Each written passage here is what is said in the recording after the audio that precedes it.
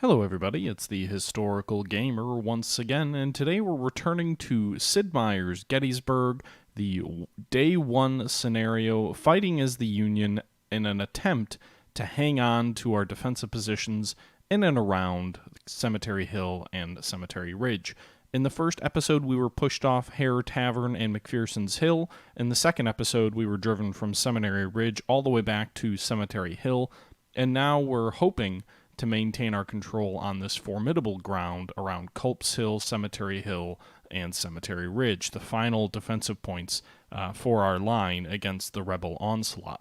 Now, in preparing for this episode, I did take a look at the order of battle, and I came to a very concerning conclusion. We're going to be getting no more reinforcements. We have 8 hours more to fight, but we can expect no help from anybody else. The entire 1st Corps is on the field. The entire 11th Corps is on the field. The 12th Corps doesn't appear to be coming before the battle will end. If we had reinforcements on the way, there'd be a little icon here saying troops en route, and now there are no more icons for that. Now, we have bloodied the Confederates somewhat substantially. They've lost about 5,500 men, but we've lost more, at least in terms of, less in terms of infantry, but our artillery, we've lost about a third of it, and our cavalry, we've lost over half of it. They've taken all the objectives with the exception of these 3, and I do believe they still have elements of Ewell's Corps either just arriving or to arrive soon. We have not really been tested on Culps Hill yet, but we're pretty spread out there. We merely have a detachment of cavalry under General Devon, or Colonel Devon, and we have one somewhat inexperienced infantry division or brigade, actually I guess probably the best infantry brigade in the entire 12th Corps under Schimmelpfennig, deployed here and somewhat dug in. But if the enemy pushes us strongly, like with a whole division or so, it's unlikely that'll hold out. To the west, our line is a little bit thicker, but things thin out in and around Cemetery Hill, where the enemy's been really focusing the majority of their effort on breaking our line there. So things are a little bit dubious at the moment. We have a couple of brigades of infantry sort of coming up. The last division, I think it's von Steinwehr's division, coming up right now. As you can see here, forming a line here just south of the famous marker in the cemetery. But that's it. Other than that, I'll have to rally existing troops or hope for some improvement in, I don't know, something to improve our chances of hanging on here. I'm actually going to move Buford over here. I'm going to try and set up a rally line. Where is Reynolds? Reynolds is wounded, I know that much. If we go to the order of battle here. Whoops.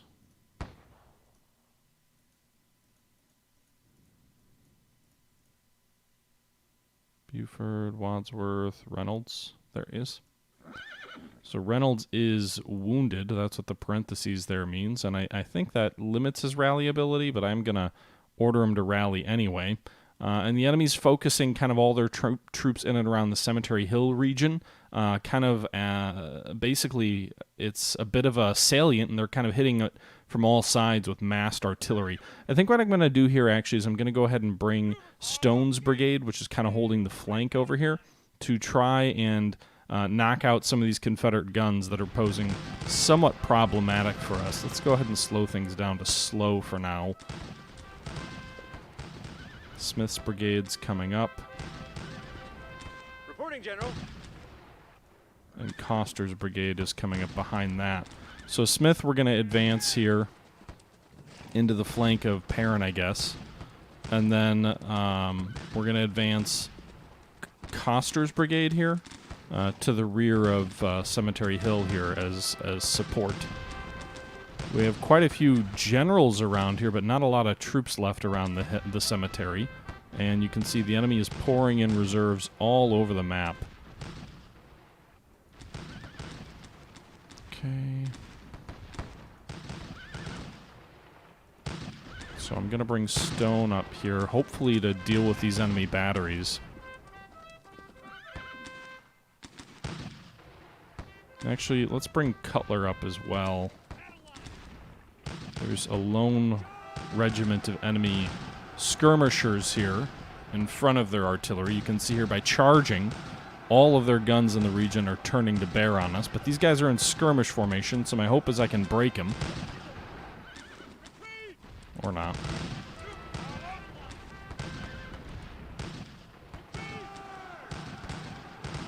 These guys are in frickin' skirmish formation. You should be able to bust through them.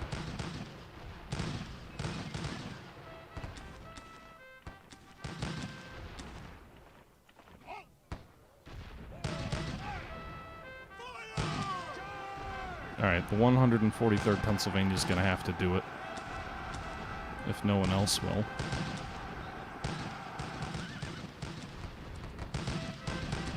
Meanwhile, you can see Smith is moving into position. We've got some artillery over here to support.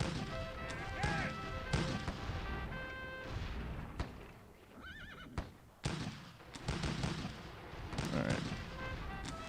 Meanwhile, substantial enemy troops are marching around the flank at Culps Hill. That's going to be an issue before too long. I'm going to kind of hope that it gets dealt with, but I need to try and deal with this threat first.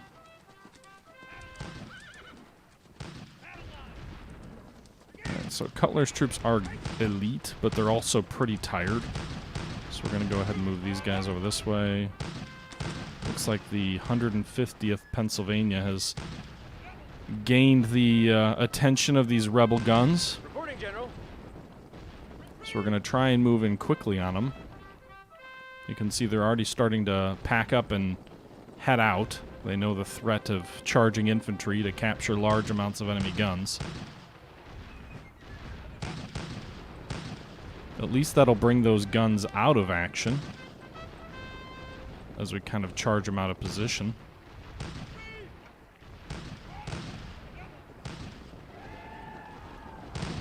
Cutler's brigade is suffering more casualties. The Confederates are approaching the cemetery. Why are these guys not engaging? Reporting, General. Costers are going to bring his reserves up this way. New enemy officers spotted near Cemetery Hill. They're approaching. We've got another division moving in to counter. You can see here we lose cohesion as we charge these enemy guns. Looks like they're largely going to be able to get themselves out of danger here. But at least theoretically, we're turning their line. Reporting, General. If I can get all their guns to button up, maybe they'll have to lessen their...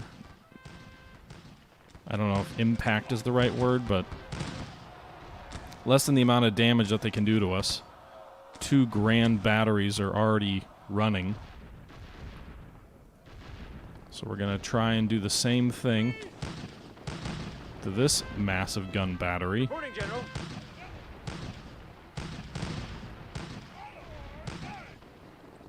Okay.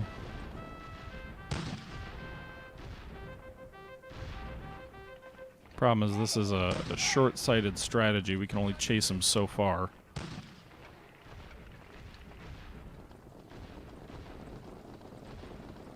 But that's a lot of guns if we can get them to at least give us a bit of a break and stop firing on us for a while. Oh god, look at all of that attention being focused on those troops here. Reporting, General. Engage those guys retreating in front of you. Yeah, there you go. Alright, so all of those guns are picking up and moving. You can hear a noticeable decline in the cacophony of artillery.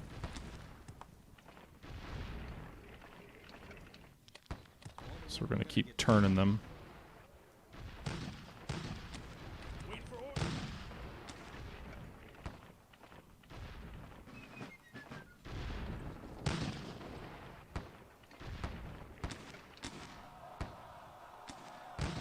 Alright, so they're at least pulling some of their guns back.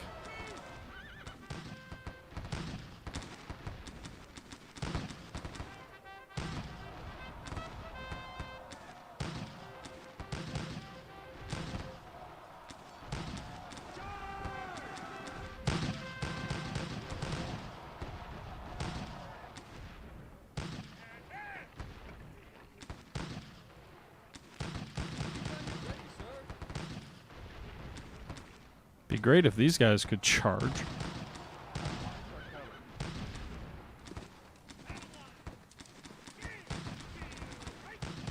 Alright, von Steinwehr, move forward with your troops. Looks like Koster's making some progress moving forward.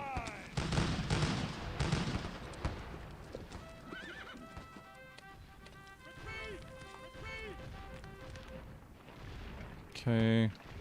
Hearing those retreat noises are not a good sign.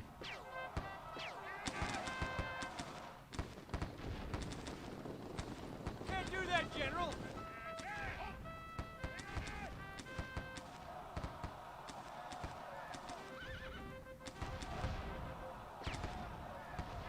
Hang in there, Gambles, boys.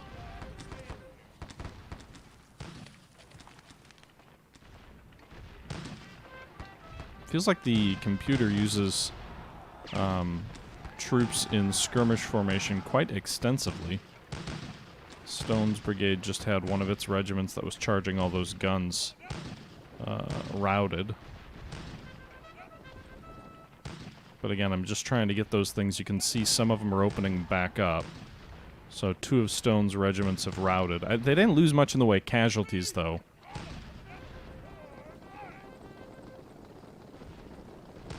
The intent is mainly... I don't know why I didn't advance further up with him.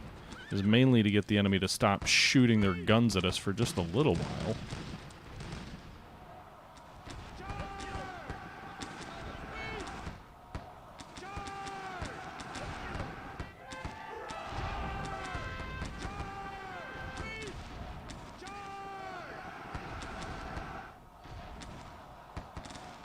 Any chance I can break through this enemy line?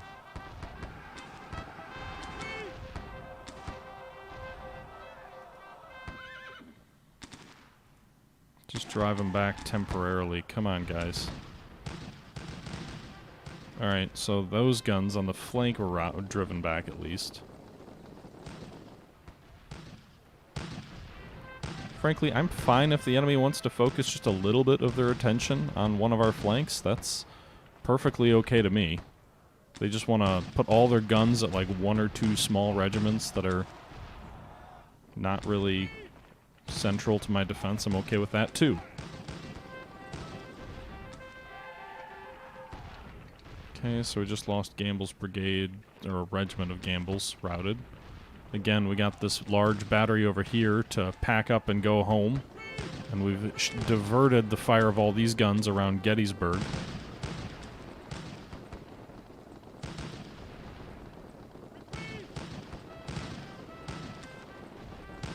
Okay.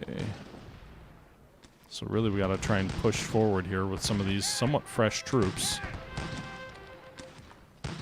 Or at least their morale is good. Another fresh rebel brigade coming into the grinder.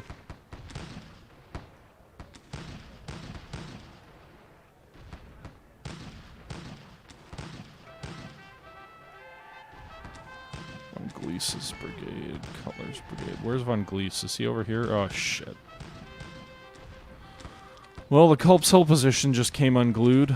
I don't have any troops to send over that way. Unless anyone over here can rally. Rallying steadily.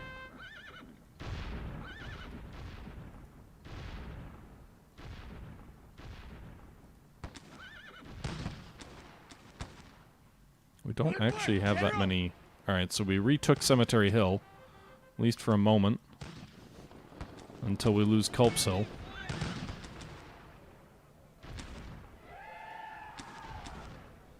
Well, one crisis is going back our way. The other is manifestly increasing. General Von Gleese is wounded.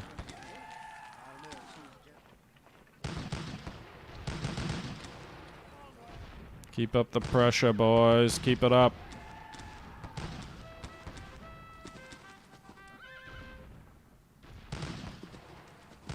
Cutler's entire brigade is routed, I think. Or what's left of it. Man, I would think the ground that we have would give us a little bit better chances here. Good work, General. We captured Culps Hill. What?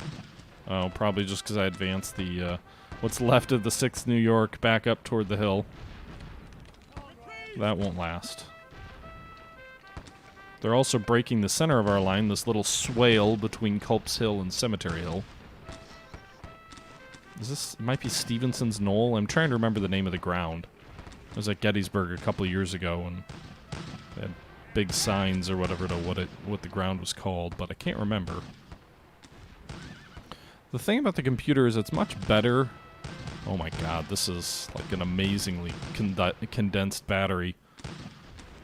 You can see a lot of it's kind of just getting into place now. When it does, that's going to be a sight to behold. The challenge here is like keeping your troops' line of sight clear so that they can all engage effectively. The Confederate troops tend to be in much larger regiments with much greater firepower in this game, whereas the Union regiments are much more numerous, but they're smaller regiments, which means that, you know, you theoretically can deal more firepower out that the enemy can't respond to, because a regiment can only fire at one regiment at a given time. But the problem is that you really don't have much... actually, I'm going to leave these guys right here. I want all of these guns to keep firing at them. But the challenge is you got to keep their lines of fire clear, because the more regiments you have, the more guys that can get in their way. And the way the game mechanics work is a regiment can only fire at one regiment at a time. So even though the Confederate regiments have more firepower individually, they can only target one regiment at a time. So that kind of gives the advantage in some sense to the rebels, but it also gives the advantage in some sense to the Federals.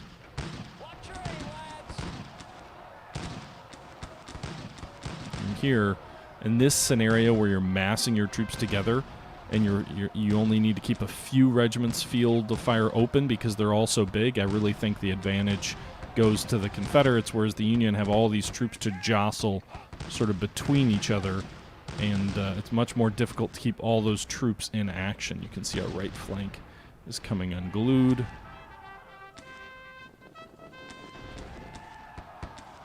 They're breaking the line between the troops that we have on Culps Hill and the troops that we have on Cemetery Hill, and we really don't have much on Culps Hill here.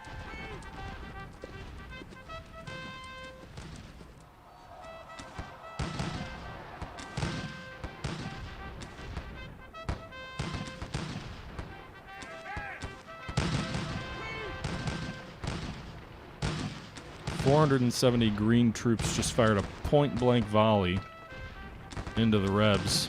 Actually, their flag drooped immediately, and they were driven back. So you can actually see the enemy morale is roughly equal to how their flag is drooping. If it's like straight across, like this regiment here, then their morale is very high. If it droops down low, it means you're getting close to breaking them, and that that their morale is low.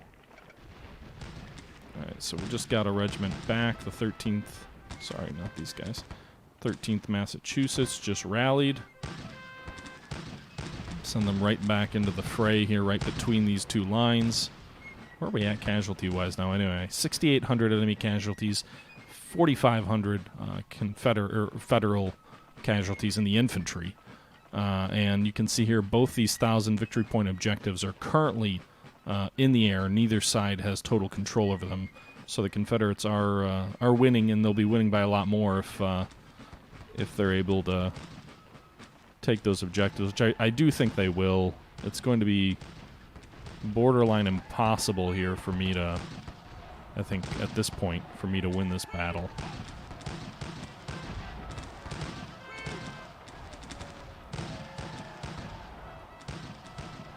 My entire center is broken, and now they can just turn and engage each wing sort of in detail. They could potentially, if they're smart about it, actually capture the whole damn army. The 13th Massachusetts is coming up. The 119th New York is coming up. Wow, these guys are green. They've got 2 bars. I think you also lose a morale bar if you're routed, but I could be wrong. Like each time you get routed. that might not be true.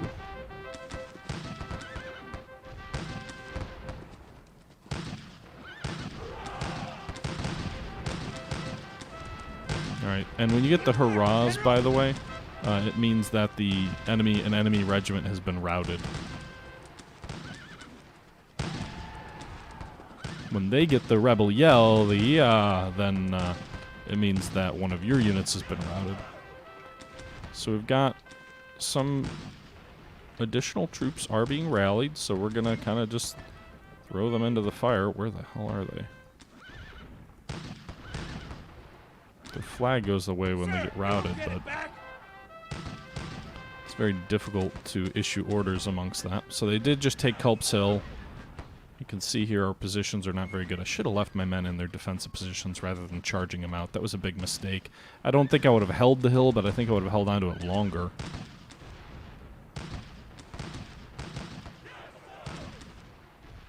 Alright, so we got a battery, Heckman's battery.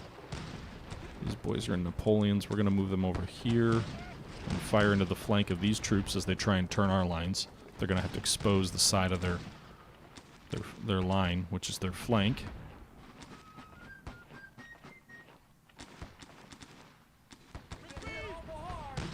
You have been hit awful hard, boys, but I need you. Your country needs you. Gotta hold them rebs back.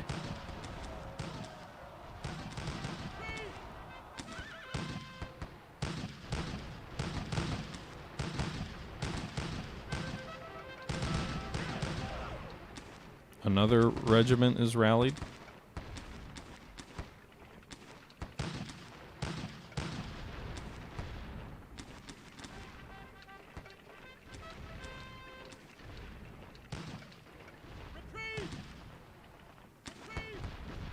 A lot of troops retreating.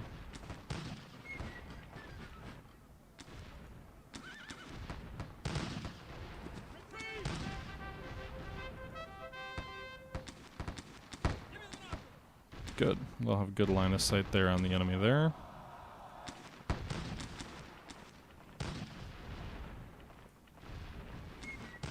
Okay. They stove in our left a bit.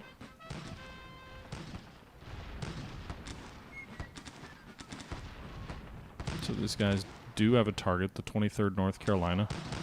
13th Massachusetts is in action. 75th Pennsylvania is going to move forward with their whole 124 remaining troops. Not many. 230 green troops. The problem for the Union is their first corps is really good. You've got units like the Iron Brigade of the East, the Iron Brigade of the West. You've got troops basically all over with plenty of combat experience, and you've got some superb commanders. You can see they're moving their guns up real close to basically, the closer the guns are in, the more effective they are. But their 11th Corps, which is the main reinforcing corps that comes up, is just absolute trash. They were called the Flying Dutchmen for their propensity to retreat and due to their German lineage. That wasn't entirely fair. The Corps was basically badly misused at Chancellorsville. It was the Corps that Jackson flanked, but it had more to do with bad leadership than it did any sort of poor performance of the soldiers. Many of the soldiers actually fought very well. And then a similar thing happened at Gettysburg, where they were the corps that was way in the north. So you had, the 1st Corps fighting along really good defensive ground on the seminary over here. The 11th was out in this open area here and had Ewell's Corps basically come right down its flank again. It had been elements of Jackson's Corps at Chancellorsville, and some of the same troops came down their flank at Gettysburg and caused them to turn in and run as well. But again, it's just sort of a bad situation, 2 straight battles being stuck in very challenging positions through no fault of their own. As you can see here, there's really nothing I can do about it, but they just basically broke my left, so I'm going to try and shift some of my infantry over. 2nd Wisconsin is not many troops, but they are cracked, so we'll try and reform our flank here with some of these troops. But yeah, so they got the nickname the Flying Dutchman. It was a derogatory term based off their heritage, if you will. Where are those rallied troops I just heard about?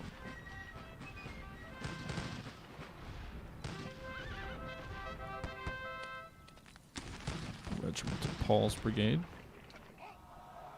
These guys are in good ground over here.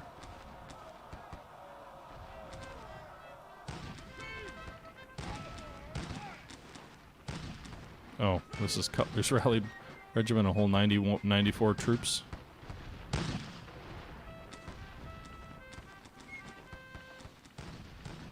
Alright, well, some of these Confederates, I'm not sure, but it looks to me like they're in skirmish formation. Just feels to me a little bit cheap. If they're on the offensive like that, they should be in line. I'll try and charge them, but the enemy guns will probably turn on this unit and rout it. They've got a chance to fire into its flank. But to me, it looks like they're attacking in skirmish formation here. Alright, as I'm charging them, they're forming up into line. So we'll go ahead and halt the charge.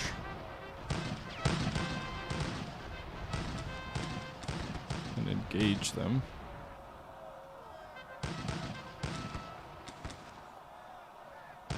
Okay.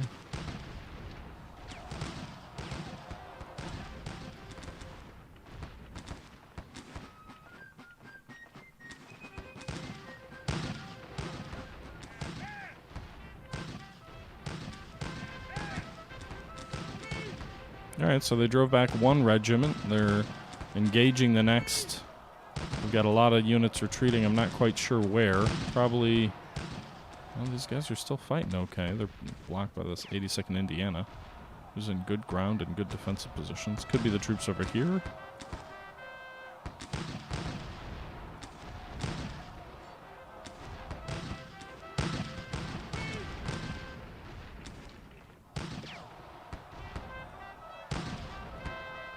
Or just more troops in and around the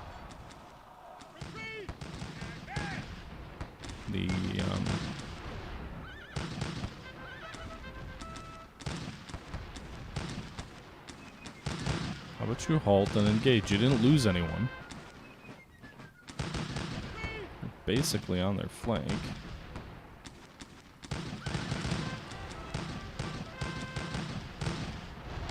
There you go. Engage them, Rebs.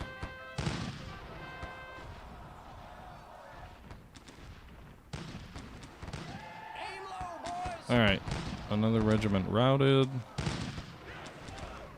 Another battery rallied.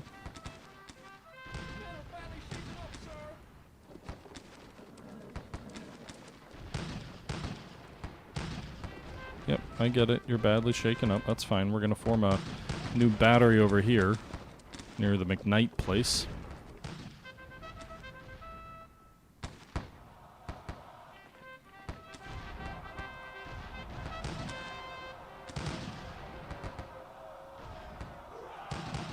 Nice. These guys were charging the 151st Pennsylvania flank, and the Heckman's battery of smoothbores, which are very good with close-range fire, just routed the Rebs with a close-range shot of canister. You can see here our position is dire. The enemy's focusing in on these guns.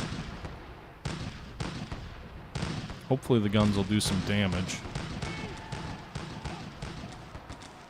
So they're probably going to slowly drive our troops back. Or maybe not so slowly.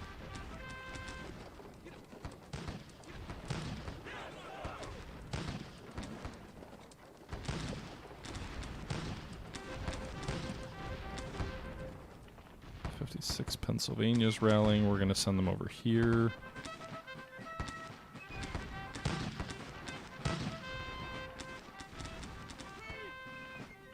That's a small-ass rebel regiment there that we just drove back.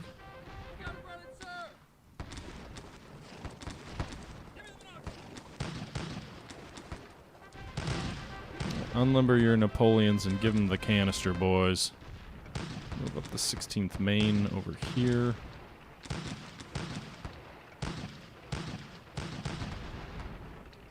Oh, look at that. It's already been like a half an hour. Darn. All right, well, let's take a quick pause here. Let's zoom out and see where we're at here. So the bulk of our army's routed. We still are clinging to Cemetery Ridge. Cemetery Hill is currently in flux. Meanwhile, Culps Hill basically fell. I just didn't have enough troops to hold the line. It was too far extended. So with that 1,000 points for Culps Hill, the enemy's lead continues to grow. They're up to a 4,600 point lead. Their casualty list, however, continues to grow as well. So does our infantry casualty list as well. However, we're about a third of our infantry are casualties, almost. More than half are cavalry, and approaching half of our artillery. With that said, the enemy artillery casualties are about half of our own. Their infantry casualties are about 2,000 greater than ours, and we're giving them a bit of a bloody nose, but it's challenging. I mean, the enemy definitely outnumbers us. You can feel that as they kind of close in. With that being said, we'll see if we can rally enough of our troops to stem the tide and kind of hold things in place. It seems unlikely, but if we do zoom in here, the enemy has some troops in and around here, but if we get some artillery battery, this is some open terrain we can potentially exploit. The troops attacking Cemetery Hill, there's some pretty weak ones on the front. There's also some very strong ones on the flank, and they've got a lot of artillery. But who knows? It's good ground, and we've still got a few crack units there. We might be able to slow them down a bit. And you never know. As they advance past Cemetery Hill, they're going to advance into more open ground, and if we can rally enough of our artillery batteries, we might be able to just maybe bloody their nose enough. Probably, I'm mainly hoping for a marginal defeat at this point, which would largely have to be based off casualties. But we'll see how this all works out. Anyway, guys, that's going to do it for this episode. This is part 3 of our look. If we take a look at the timing, we're up to 2:22 p.m., so we're about 6 hours from the conclusion of the fight. We're about 7 hours into the fight, so we are crossed the halfway point on July 1st, 1863. Depending on how the next episode goes, that may be the last one. If this gets much worse than it is right now, and then it's pretty clear we're going to lose, then I may just admit defeat and kind of conclude things up. But I'm just kind of hoping maybe we can stop this assault here in the open and use some units to turn the Confederate flanks. That's probably wishful thinking, but I've got a few relatively fresh regiments, not those guys, a few relatively fresh regiments that are worth kind of maybe holding out hope for a miracle on the Marne or something. I don't know. We'll see. But anyway, guys, let me know if you're still enjoying the series, and until next time, this is the Historical Gamer saying thank you for watching, and I'm out.